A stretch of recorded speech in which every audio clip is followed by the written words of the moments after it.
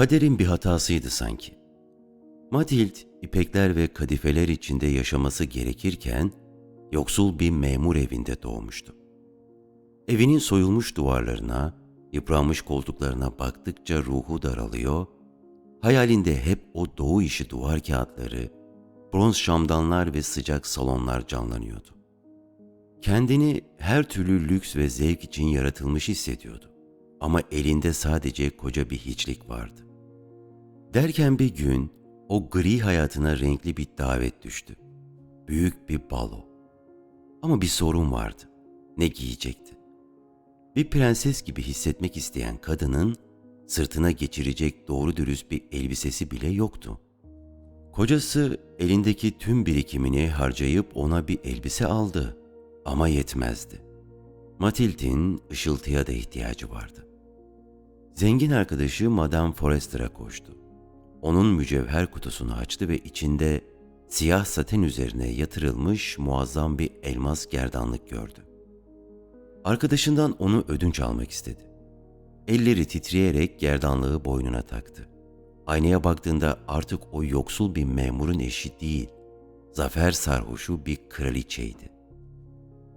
O gece ödünç aldığı o ışıltıyla salondaki herkesi büyüledi. Mutluluktan bulutların üzerinde yürüyor gibiydi. Fakat her rüyanın mutlaka bir sonu vardır. Sabaha karşı o soğuk Paris sokaklarından eve dönüp aynaya baktığında kanı dondu. Boynundaki o ışıltı yoktu. Çünkü gerdanlık kaybolmuştu. Kocasıyla her yeri aradılar ama bulamadılar. Ve o an gururu hayatını yendi. Arkadaşına kaybettim diyemedi. Ertesi gün karı koca bir kuyumcuda gerdanlığın aynısını buldular. Lakin fiyatı korkunçtu. 40.000 frank. Karı kocanın yapacak hiçbir şeyleri yoktu. Bir şekilde o parayı bulup gerdanlığı almak zorundaydılar. Tefecilere gittiler. Geleceklerini ipotek ettirdiler. Fahiş faizlerle borçlandılar ve o kolyeyi kuyumcudan alıp Madame Forrester'a teslim ettiler. Madame Forrester kutuyu açıp gerdanlığa bakmadı bile. Asıl cehennem de o günden sonra başladı. Mathilde, o kahramanca yanılgının bedelini ödemek için hayatından vazgeçti. Beğenmediği hayatından. Birçok eşyayı satmak zorunda kaldılar. Çatı katında küçük bir eve taşındılar. O lüks içinde yaratılmış kadın artık mutfağın yağlı bulaşıklarını yıkıyor, o pembe tırnakları tencere diplerini kazırken kırılıyordu. Kasabada kasapla, bakkalla 3 kuruş için kavga ediyor, aşağılanıyor, her kuruşun hesabını yapıyordu. Bu sefalet tam 10 yıl sürdü. 10 yılın sonunda Mathilde artık çok yaşlanmıştı. Saçları darmadağınık, elleri kıpkırmızı ve nasırlı. Sesi kabalaşmış, sert bir kadına dönüşmüştü. Gençliği bir borç senedi gibi ödenip bitmişti. Bir pazar günü kasabada yürürken eski arkadaşı Madame Forrester'la karşılaştı. Arkadaşı hala genç, hala güzeldi. Madame Forrester, Mathilde'i o çökmüş haliyle görünce tanıyamadı. Mathilde yaklaştı. Çünkü artık korkusu yoktu. Madame Forrester onu tanıyınca çok şaşırdı. Mathilde, "Beni bu hale getiren şey ne biliyor musun?" dedi. "Senin o gerdanlığın. Onu o gece kaybettim ve yenisini ödemek için 10 yılımı verdim." dedi. Madame Forrester olduğu yerde dona kaldı.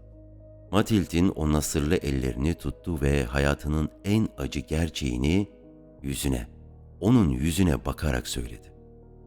"Ah benim zavallı Mathilde'm. Benim sana verdiğim gerdanlık sahteydi. Sadece bir taklitti. En fazla 500 frank ederdi." Bu hikaye Fransız yazar Guy de Maupassant'a ait gerdanlık hikayesinin kısa bir özetidir.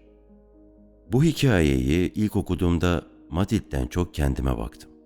Çünkü dürüst olalım, hangimiz hayatımızın bir döneminde o sahte parıltı için ruhumuzu tefecilere vermedik ki? Bazen birilerinin alkışı, bazen hiç sevilmediğimiz yerlerde kabul görme arzusu. Uğruna uykularımızı, huzurumuzu ve en güzel yıllarımızı feda ettiğimiz o şeyler aslında sadece birer cam parçasıymış. Acı olan 10 yıl boyunca dirsek çürütmek, tırnaklarını kazımak değil. Acı olan o ağır faturayı ödeyip bittiğinde elinde tuttuğun şeyin hiçbir değerinin olmadığını anlamak. Şimdi kendine sormanı istiyorum. Ben kendime soruyorum çünkü.